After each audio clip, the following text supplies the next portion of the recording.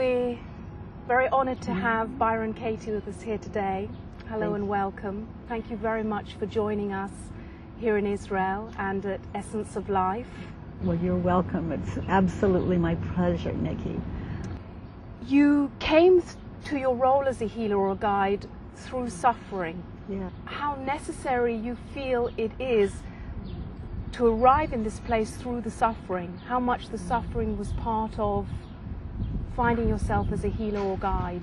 Well, the reason I bring the work that I do is so that people don't have to suffer to the extent that I was suffering.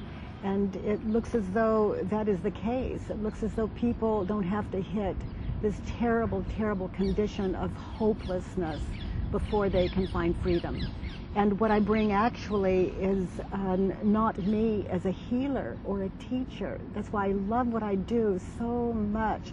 I bring 4 questions and a turnaround. I call it the work. And what happens when people answer those questions, they tap into their own wisdom. And that is what heals them. And I love just bringing the questions and watching as people answer them and find their own way out of suffering. Do you find that you still have to keep asking yourself the 4 therapeutic questions that are the work and characterize your healing method? You know, actually, it's automatic now. And I find that in so many people, it just becomes automatic. Like the mind will say, for example, it's not fair or no one cares. And the question, like the first question, for example, just meets it, and it's wordless, and but it's just, is it true? And then the smile hits your face, and the mind stops because you know immediately that it's not necessarily true. And then the mind finds a balance and looks for options that are more balanced rather than proof that it's true. It's open to both.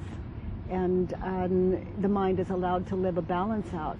And in that, it's always educating itself. But it becomes just natural, just very, very natural. And at some point, we can stop writing it down.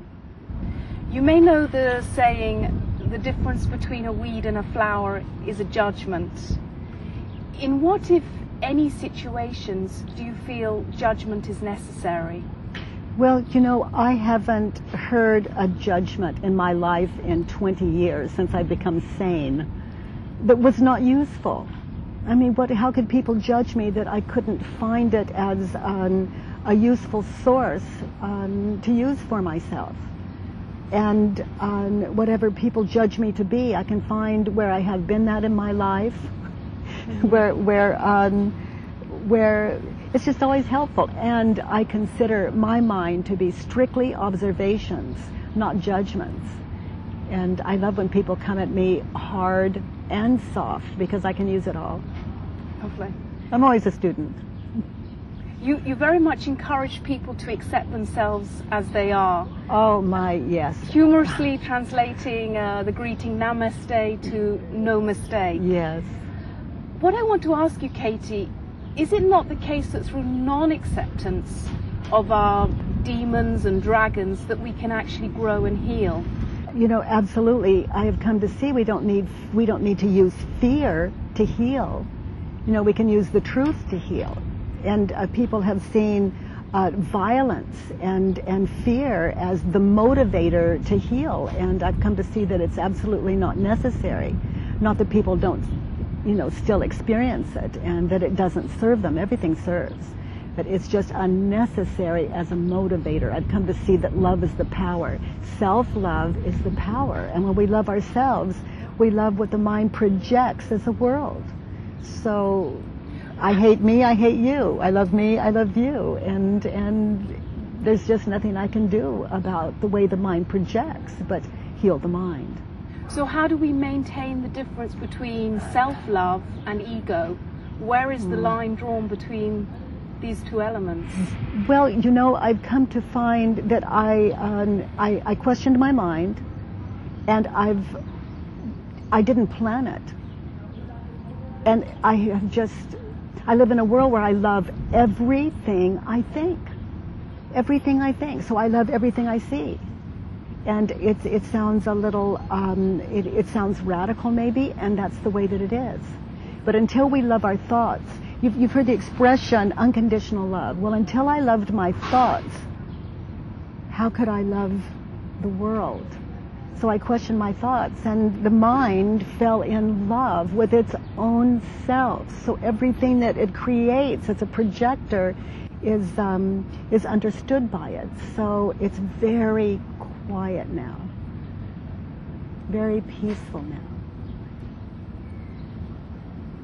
You often say reality is kinder than the story. Yes. What exactly do you mean by this? Can you give me an example? Well, let's Katie? say I meet a person that says, I am very, very angry with you. Well, where is the problem? Where's the problem except within that person that's feeling the anger? So if my mind said, oh my goodness, he's going to do something terrible. He thinks I'm a terrible human being. Oh, that's awful. What can I do to settle him down? What can I do to manipulate the way he's thinking, the way he sees me? Can you hear how frightened and violent that is to feel within oneself? So actually, my mental internal story about that person is what's frightening me, not that person. All he said was, I am very angry with you. And, you know, again, people have a right to their thoughts and their feelings and their anger. But I don't superimpose those stories upon the reality that's happening. So I'm able, in a state of love, just to listen to, why is he angry? You know, what is his world right now? And to enter his world, understand, to see if there's a possibility of maybe I can serve him in some way, that I can help in some way, because there are no two minds that can't get together if they're open. And I've come to see that until the mind is open, there is no open heart. It's not personal. The open mind is the key to the open heart. But taking that example, what do you do if you're in a situation where the other person is not with an open mind, where you're dealing with people who do have closed minds? Well, other people don't need an open mind for me to be happy in my world. I need the open mind. That's all that's necessary. It doesn't take two people to begin a war, only one, and that would be me. I have the defense and justification. You know, defense is the first act of war. So if someone says, Katie, you did it wrong, how could you do that? Well, it's for me to stop and think, wow, how could I have done that? What could I have done differently? And I'm appreciating that man for bringing it into my attention, or that woman, to bringing it to my attention. And the other way is he says, how could you do it so wrong? And my mind begins to, or I begin to defend myself. Well, immediately I have started the battle. I have started the defense and justification that actually does begin the misunderstanding and war. So I have option. I can go in to see where he's right and thank him for the enlightenment he brings, or I can defend and justify, which is to conflict. And I'm the beginning of that conflict. You're speaking about conflict, and one of the reasons that you're here today in Israel is to talk about the conflict resolution between Jews and Arabs. Yes. I guess I must ask you, is it true? Can you absolutely know there is a conflict between Jews and Arabs? How do you react when you believe that thought? And who would you be without that thought? And my work would be, is there a conflict inside of me? And whether they're conflicted or not, that's just absolutely nothing that I could know or say. And as I read the newspapers and I listen to the stories in the world, this is a place that it represents all of us, all of humanity. And if they could end the war, then with each other, then it gives the whole human race the potential and shows us, that it's possible. So you're saying it begins within each one of us? Absolutely. The war within me has ended, as far as I know, and I'm open. But I haven't experienced anger or violent thinking for years now. So, and I have thousands and thousands of friends that are experiencing the same thing. So it's not something special within me. It's simply that I no longer believe my violent or stressful thoughts. Do you think that violence is still largely a problem in our society? Well, that would be for each individual to look into themselves to understand. What I know is that I don't live a violent life, and that it works for me, and I have come from a very violent life.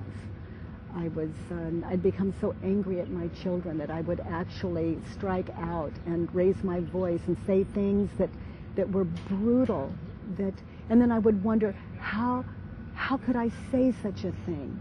What's the matter with me? And I would promise myself I would never do it again, and then I would do it again.